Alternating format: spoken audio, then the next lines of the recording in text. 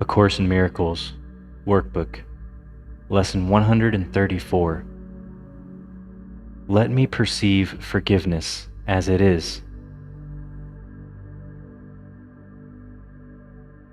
Let us review the meaning of, quote, forgive, for it is apt to be distorted and to be perceived as something that entails an unfair sacrifice of righteous wrath, a gift unjustified and undeserved, and a complete denial of the truth.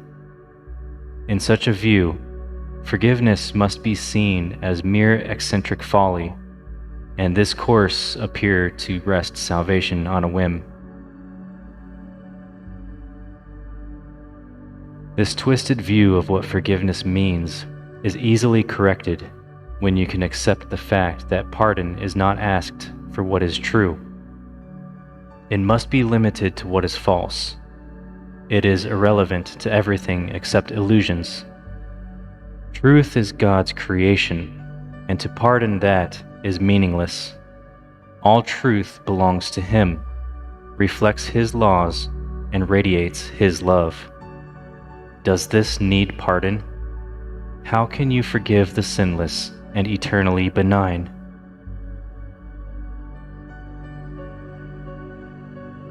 The major difficulty that you find in genuine forgiveness on your part is that you still believe you must forgive the truth and not illusions. You conceive of pardon as a vain attempt to look past what is there, to overlook the truth, in an unfounded effort to deceive yourself by making an illusion true. This twisted viewpoint but reflects the hold that the idea of sin retains as yet upon your mind as you regard yourself.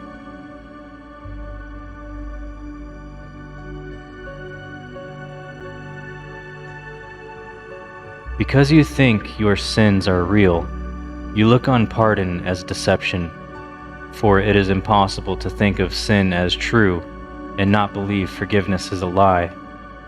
Thus is forgiveness really but a sin, like all the rest. It says the truth is false, and smiles on the corrupt as if they were as blameless as the grass, as white as snow. It is delusional in what it thinks it can accomplish. It would see as right the plainly wrong, the loathsome as the good. Pardon is no escape in such a view. It merely is a further sign that sin is unforgivable, at best to be concealed, denied, or called another name, for pardon is a treachery to truth. Guilt cannot be forgiven. If you sin, your guilt is everlasting. Those who are forgiven from the view their sins are real are pitifully mocked and twice condemned, first by themselves for what they think they did, and once again by those who pardoned them. It is sin's unreality that makes forgiveness natural and wholly sane, a deep relief to those who offer it, a quiet blessing where it is received. It does not countenance illusions, but collects them lightly, with a little laugh, and gently lays them at the feet of truth, and there they disappear entirely. Forgiveness is the only thing that stands for truth in the illusions of the world. It sees their nothingness and looks straight through the thousand forms in which they may appear. It looks on lies, but is not deceived. It does not heed the self-accusing shrieks of sinners mad with guilt. It looks on them with quiet eyes and merely says to them, "My brother, what you think is not the truth."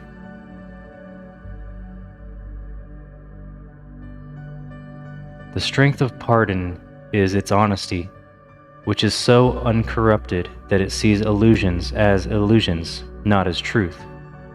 It is because of this that it becomes the undeceiver in the face of lies, the great restorer of the simple truth. By its ability to overlook what is not there, it opens up the way to truth which has been blocked by dreams of guilt. Now are you free to follow in the way your true forgiveness opens up to you. For if one brother has received this gift of you, the door is open to yourself. There is a simple way to find the door to true forgiveness and perceive that it is open wide and welcome.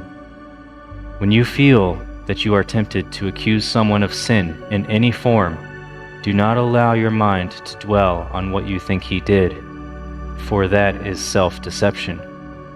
Ask instead, would I accuse myself of doing this? Thus will you see alternatives for choice in terms that render choosing meaningful, and keep your mind as free of guilt and pain as God Himself intended it to be, and as it is in truth. It is but lies that would condemn. In truth, is innocence the only thing there is? Forgiveness stands between illusions and the truth, between the world you see and that which lies beyond, between the hell of guilt and heaven's gate. Across this bridge, as powerful as love which laid its blessing on it, are all dreams of evil and of hatred and attack brought silently to truth. They are not kept to swell and bluster and to terrify the foolish dreamer who believes in them. He has been gently wakened from his dream by understanding what he thought he saw was never there, and now he cannot feel that all escape has been denied to him. He does not have to fight to save himself. He does not have to kill the dragons which he thought pursued him, nor need he erect the heavy walls of stone and iron doors he thought would make him safe. He can remove the ponderous and useless armor made to chain his mind to fear and misery. His step is light, and as he lifts his foot to stride ahead, a star is left behind to point the way to those who follow him.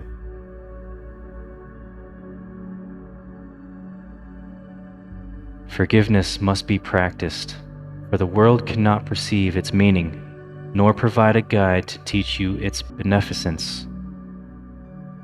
There is no thought in all the world that leads to any understanding of the laws it follows, nor the thought that it reflects.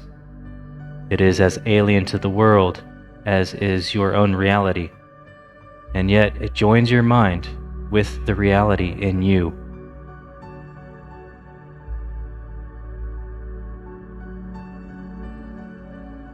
Today we practice true forgiveness, that the time of joining be no more delayed, for we would meet with our reality in freedom and in peace. Our practicing becomes the footsteps lighting up the way for all our brothers who will follow us to the reality we share with them. That this may be accomplished, let us give a quarter of an hour twice today and spend it with the guide who understands the meaning of forgiveness and was sent to us to teach it. Let us ask of him, "Let me perceive forgiveness as it is."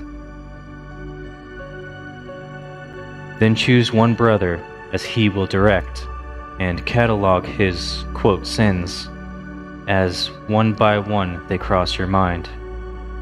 Be certain not to dwell on any one of them, but realize that you are using his, quote, offenses, but to save the world from all ideas of sin. Briefly consider all the evil things you thought of him, and each time ask yourself, would I condemn myself for doing this?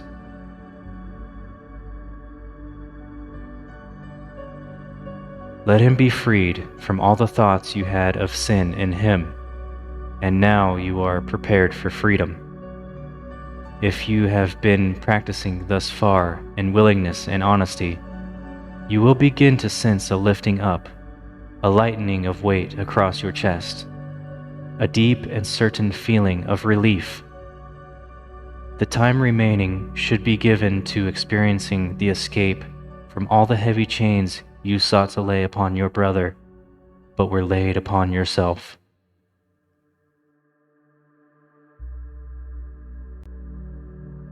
Forgiveness should be practiced through the day, for there will still be many times when you forget its meaning and attack yourself. When this occurs, allow your mind to see through this illusion as you tell yourself, "Let me perceive forgiveness as it is.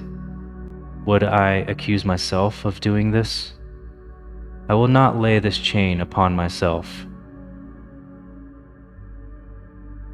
In everything you do, remember this: no one is crucified alone, and yet no one can enter heaven by himself.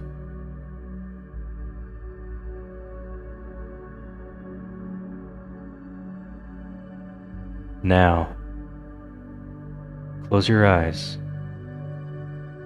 and spend this time with the guide who understands the meaning of forgiveness, who was sent to us to teach it. Let us ask of him, "Let me perceive forgiveness as it is."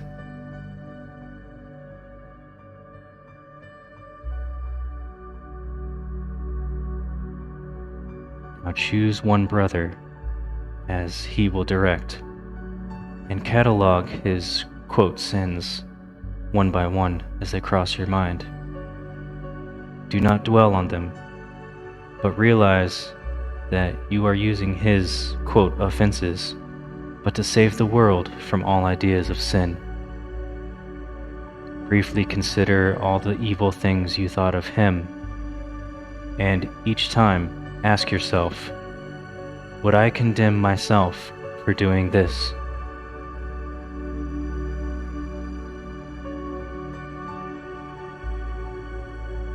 Let him be freed from all the thoughts you had of sin in him, and be prepared for freedom.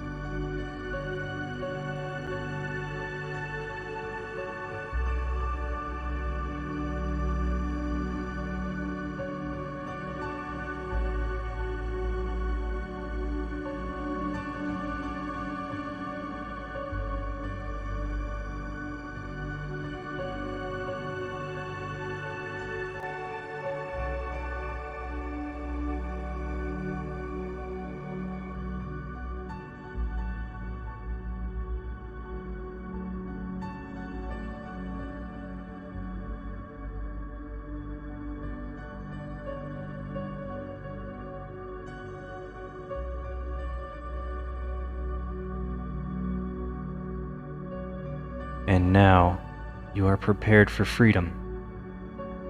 If you have been practicing thus far in willingness and honesty, you will begin to sense a lifting up, a lightening of weight across your chest, a deep and certain feeling of relief.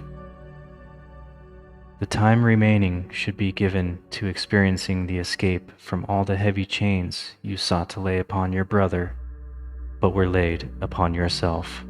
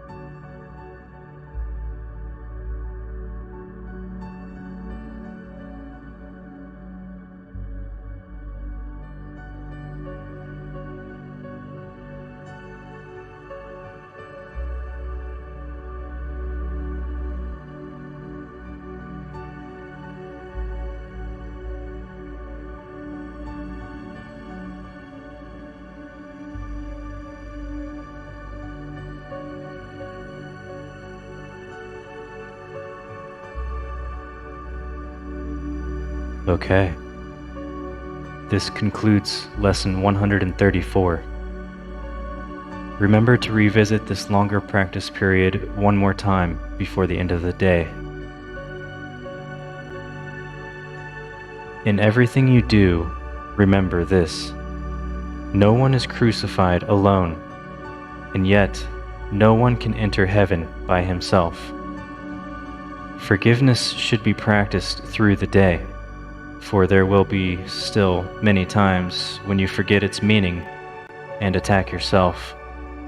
When this occurs, allow your mind to see through this illusion as you tell yourself, "Let me perceive forgiveness as it is. Would I accuse myself of doing this? I will not lay this chain upon myself."